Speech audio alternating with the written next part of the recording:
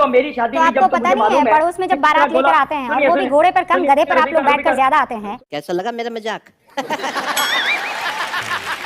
93,000 दूल्हे आपके आए थे, सहरा छोड़कर बदन पर कुछ नहीं बचा था, याद है ना आपको? पूरी बात कर। जब पाकिस्तान के प्रवक्ता टीवी पर आते हैं तो अक्सर अपनी ही दुनिया में खोए रहते हैं, धमकियां देते हैं, झूठ बोलते हैं और सच्चाई के कोसों दूर होते हैं। लेकिन आज एक बार फिर से उन्हें करारा जवाब मिला। रूबिका लियाकत ने उन्हें ऐसा आईना दिखाया जिसमें उनका नकली रोब और खोखली बातें सबके सामने आ गई।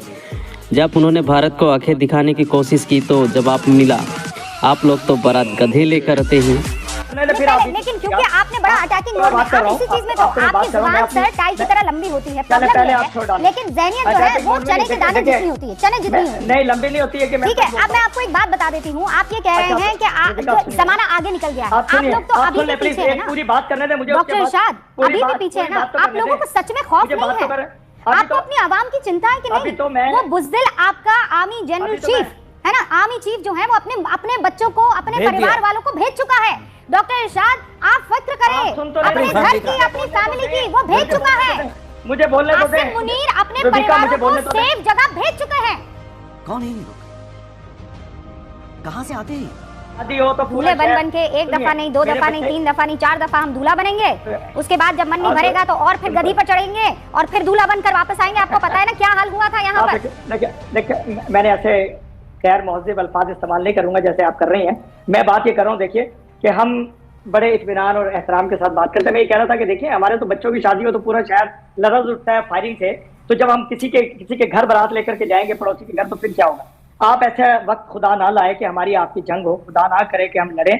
आप लोग भी कोशिश करें, हम भी कोशिश कर रहे हैं सिफारती बिना पे भी, और हम बहन भाइयों के तरीके से भी कि लड़ाई ना हो। देखें जो आप बात कर रहे हैं, राजनाथ जी और मोदी जी 12 घंटे 12 दफा मुलाकात हुई, वो वाकई मुलाकात इसलिए कर रहे हैं कि उनसे गलती होगी, गलत इकदाम उन्होंने उठा लिया। 12 बार मुलाकात नहीं की है, 12 घंटे में 2 बार मुलाकात की है। यहाँ पर 4 बार मैं कह चुकी हूँ, आपके जहन में गई नहीं है ये बात। डॉक्टर साहब एक सेकंड, आप आज बड़ा मोहब्बत का पैगाम लाने की कोशिश कर रहे हैं। आप नहीं, आज ये बताता है कि आप खौफ में हैं। आप ना बता पाए is a different thing. Colonel Singh, ये डॉक्टर इरशाद आप खौफ में हैं सर, मान लीजिए, हमें दिखाई दे रहा है, हमें दिखाई दे रहा है, वो खौफ साफ तौर पर दिखाई दे रहा है।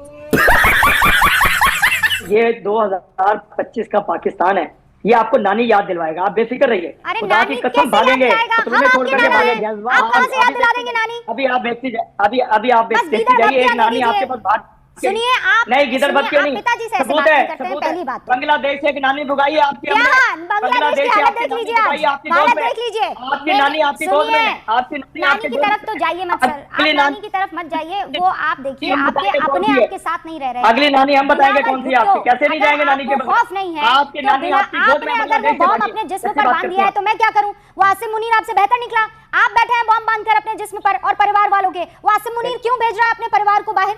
बिलावल भुट्टो क्यों अपने परिवार को बाहर भेज रहा है? 20 सेकंड में जवाब दीजिए, क्या वजह है? क्या वजह है कि पाकिस्तान से बाहर भेज दिया?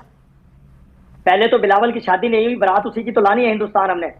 वो उसकी फैमिली नहीं है, उसकी बहन है, उसकी शादी हुई है कनाडा में, वो रहती है वहाँ। वालिद उसके सदर पाकिस्तान है, आसिफ अली जरदारी। आसफा भुट्टी यहाँ की लीडर है, MNA है, वो असेंबली में बैठी है आज भी।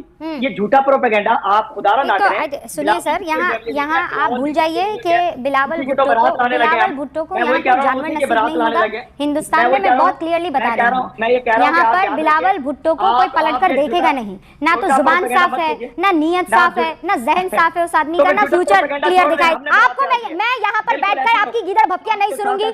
आप वो लोग हैं जो लातों के भूत है, बातों से नहीं मानते हैं। आप वो लोग हैं जिनको सच में प्यासा मरने की जरूरत है। आप वो लोग हैं जो आतंकियों के तलवे चाटते हैं। आप वो लोग हैं जो आतंकियों को दामाद बनाकर रखते हैं। आप वो लोग हैं जो कि अपनी आर्मी के आतंक नंगे नाच को देखना पसंद नहीं करते हैं और देखते हैं तो गिकी बांधकर चुप बैठ जाते हैं। आप वो लोग हैं जो उस आदमी के अंडर रहते हैं जो अपने परिवार को भगा देता है जब वॉर का टाइम आता है। आप जैसी बुज़दिल कौम किसी ने नहीं देखी है। आप वो लोग हैं जो बलोचों की छाती पर नाचते हैं। आप वो लोग हैं जो पाकिस्तान ऑक्युपाइड कश्मीर के औरतों को, उनके बच्चों को, उनके भाइयों को अगवा करके ले जाते हैं। वो कौम के लोग हैं जिनको तो खुदा भी माफ नहीं करेगा, दोज़ख में भी जगह नहीं देगा। आप वो कौम है। कोई आदमी आपके साथ रहना नहीं चाहता है, कोई मुल्क आपके साथ खड़े रहना नहीं चाहता है। आप वो मुल्क है जो इतना बड़ा नासूर इस दुनिया के मैप पर बनकर रह गया है कि कोई आदमी आपके साथ खड़ा नहीं रहना चाहता है। बल्किस्तान की, मैं आपके पाकिस्तान की कोई बाशिंदा नहीं हूँ जो डर के भाग जाऊं। मैं असीम मुनीर का परिवार नहीं हूँ कि डर के भाग जाऊं। मैं रुबिका लियाकत हूँ, हिंदुस्तान माँ भारती की बेटी हूँ, यहीं बैठी हूँ और यहीं आपसे बात कर रही हूँ आंखों में आंखें डालकर। समझे आप? वो पाकिस्तान जिसका बेटा अपने आप को बता रहे हैं, उस बाप की बेटी हूँ मैं। जिस पाकिस्तान को आप अपना बाप बता रहे हैं, उस बाप की बेटी हूँ मैं। याद रखिएगा, कहीं नहीं जा रही, यहीं बैठी हुई हूँ और बार बार बुलाकर आपको इसी तरह एक्सपोज करूंगी। याद रखिएगा डॉक्टर इरशाद, इसी तरीके से एक्सपोज करती रहूंगी, कोई ऑफ नहीं कर रही हूँ। Not even for a second, not even for a second. आपके सुनिए, ये जो आपके पाव भर के बम है ना, बिल्कुल, आप अपने ही ऊपर फेंके चले जा रहे हैं, पाव भर के बम।